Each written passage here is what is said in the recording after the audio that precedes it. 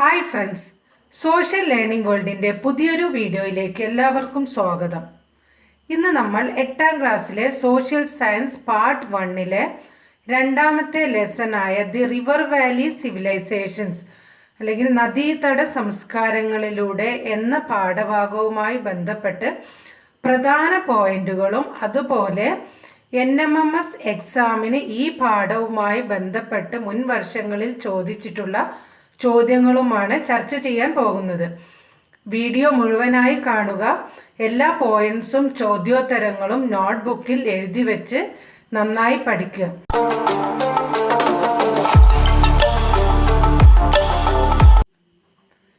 ഈ പാഠഭാഗത്ത് പ്രധാനമായും 4 വെങ്കല യുഗ സംസ്കാരങ്ങളെ കുറിച്ചാണ് നിങ്ങൾ പഠിക്കുന്നത്. Indus valley civilisation, Egyptian civilisation, Mesopotamian civilisation, Chinese civilisation. അത് നമുക്ക് ഇൻഡസ് വാലി സിവിലൈസേഷനുമായി ബന്ധപ്പെട്ട പ്രധാന പോയിന്റുകൾ നോക്കാം.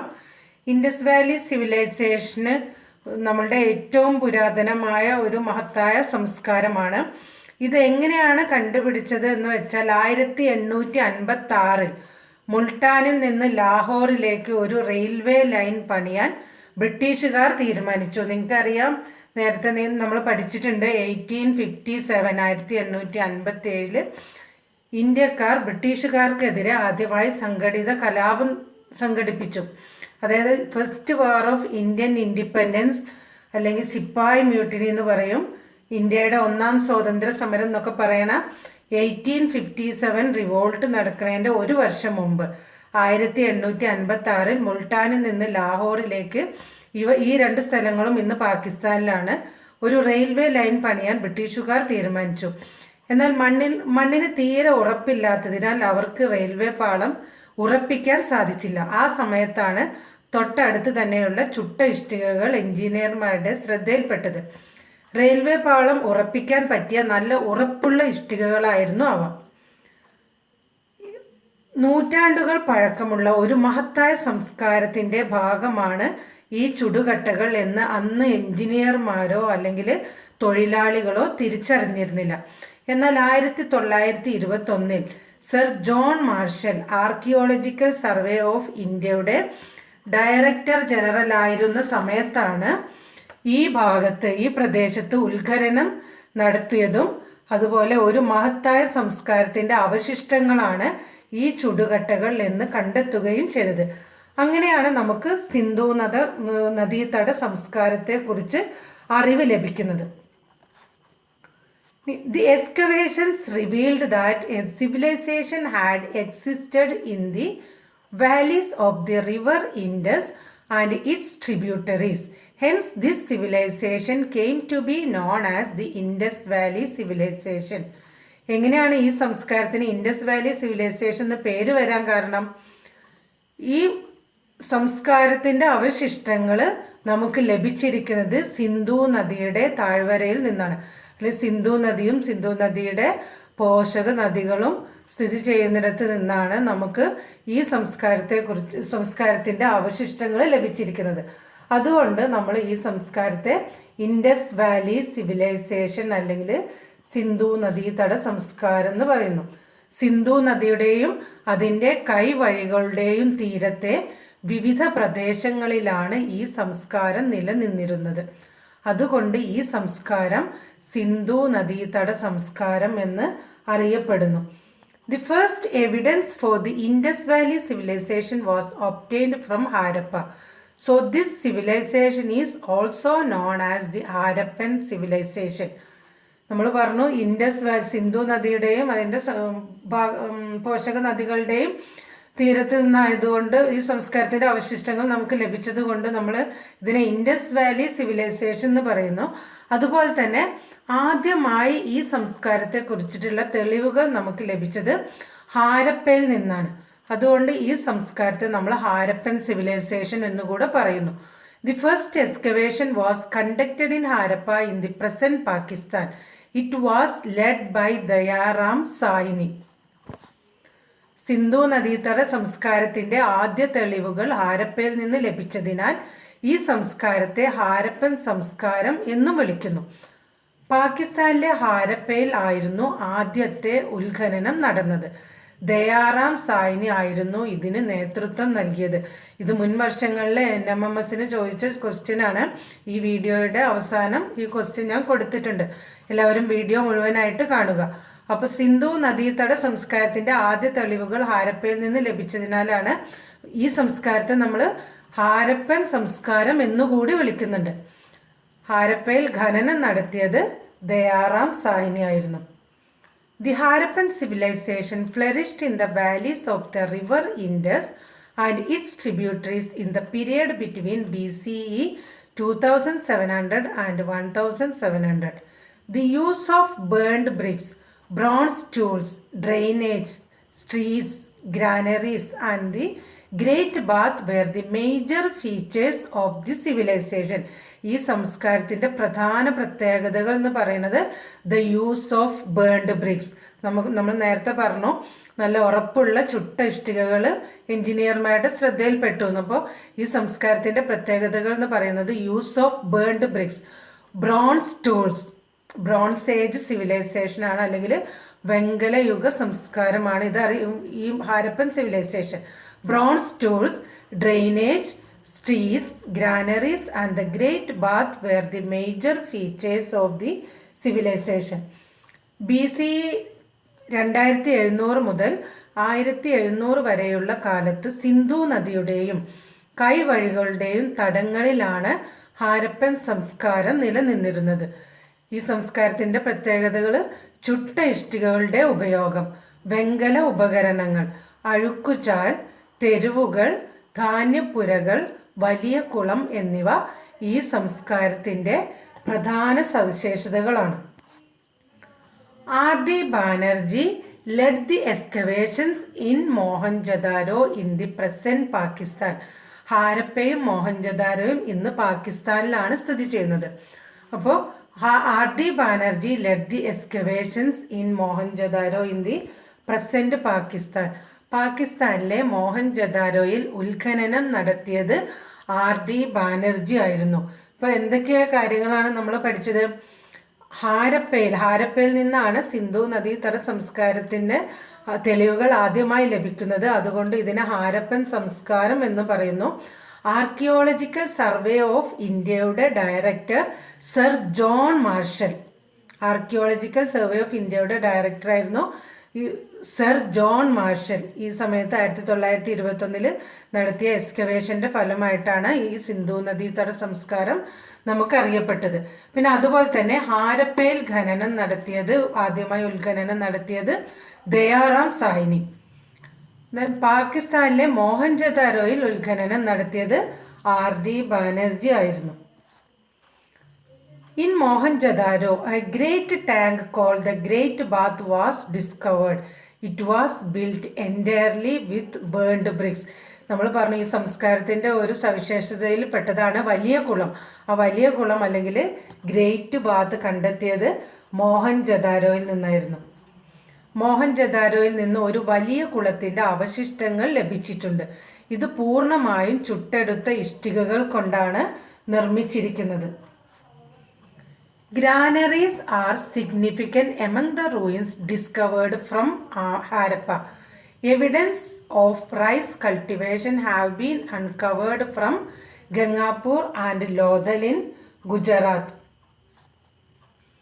ഹാരപ്പയിൽ കണ്ടെത്തിയ നഗരാവശിഷ്ടങ്ങളിൽ പ്രധാനപ്പെട്ട ഒന്നാണ് ധാന്യപ്പുരകൾ. ഗുജറാത്തിലെ രംഗ്പൂർ, ലോഥൽ എന്നിവിടങ്ങളിൽ നിന്ന് നെൽകൃഷി ചെയ്തതിൻ്റെ തെളിവുകൾ നമുക്ക് ലഭിച്ചിട്ടുണ്ട്. In Kalibangan in Rajasthan, farming was done by ploughing the land.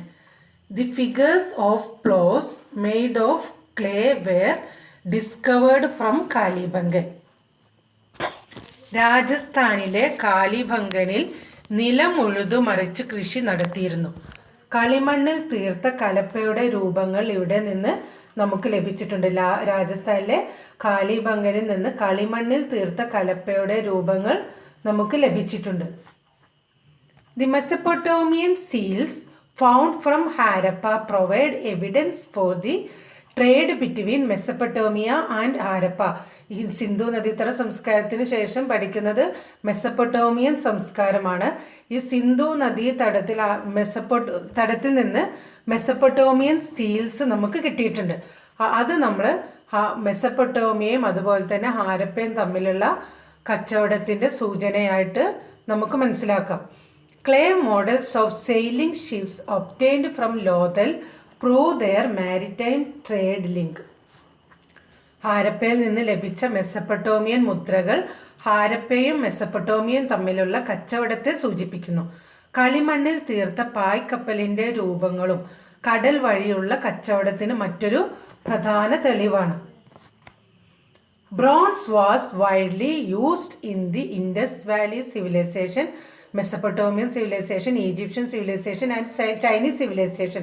ഞാൻ നേരത്തെ പറഞ്ഞു ഈ സിവിലൈസേഷനൊക്കെ, ഈ 4 സിവിലൈസേഷനും അറിയപ്പെടുന്നത് ബ്രോൺസ് ഏജ് സിവിലൈസേഷൻ അല്ലെങ്കിൽ വെങ്കല യുഗ സംസ്കാരം എന്നാണ്.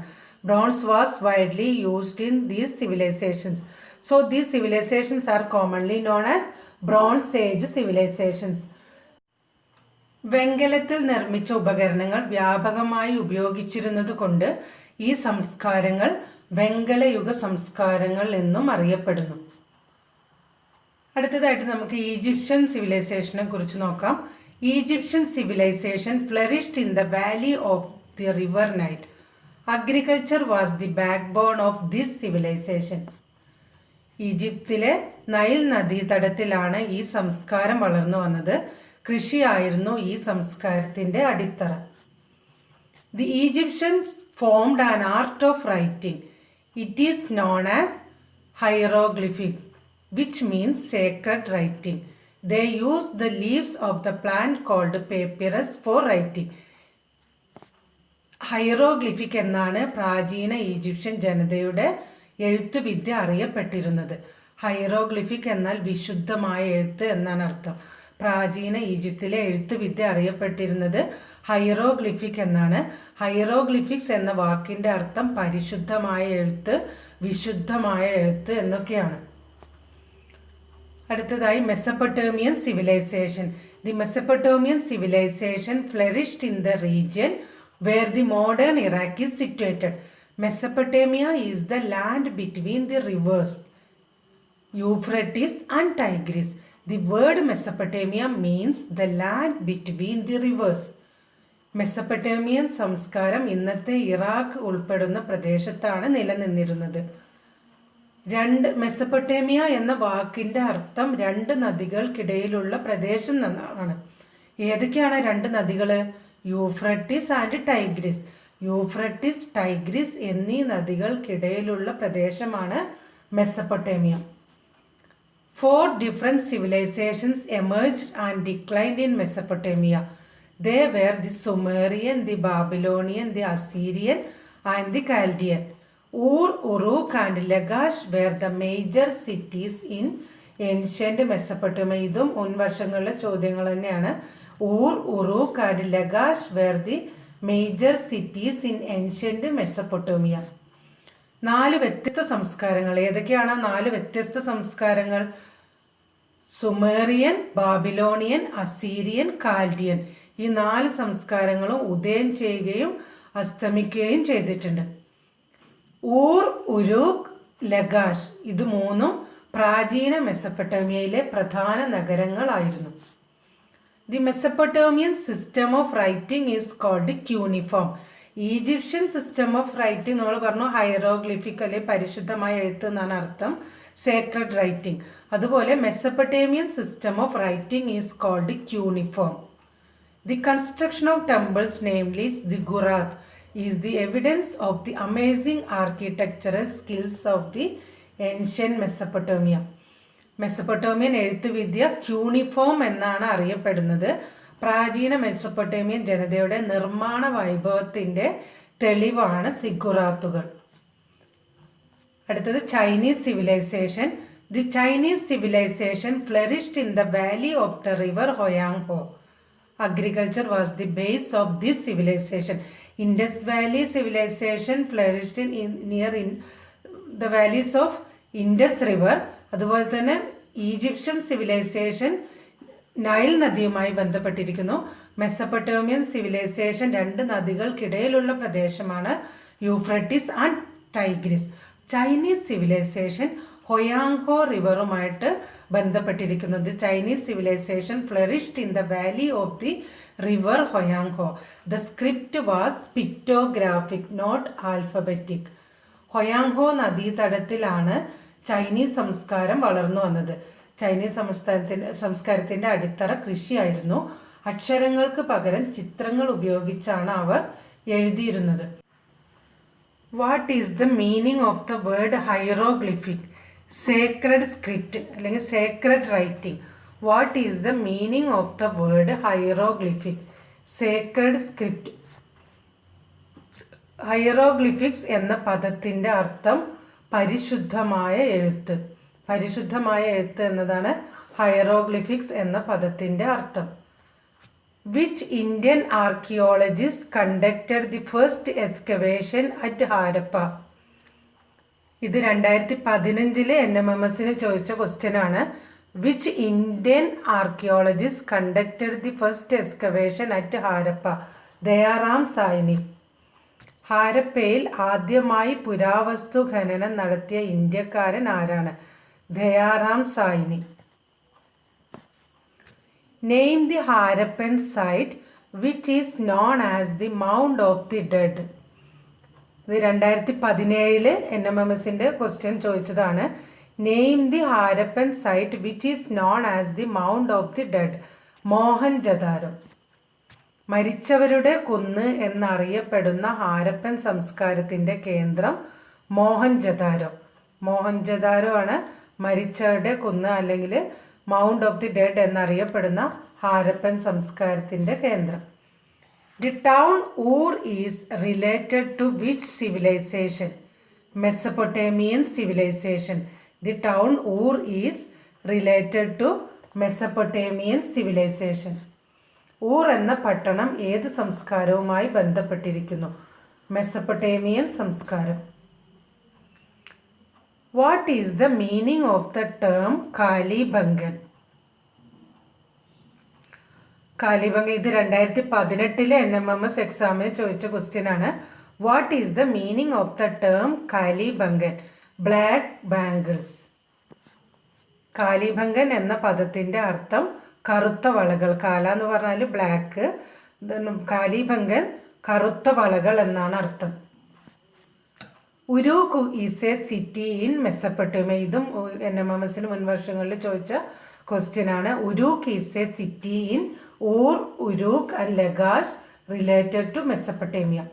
ഉരൂക്ക് എന്ന നഗരം ഏത് സംസ്കാരവുമായി ബന്ധപ്പെട്ടതാണ്? മെസപ്പൊട്ടേമിയൻ സംസ്കാരം.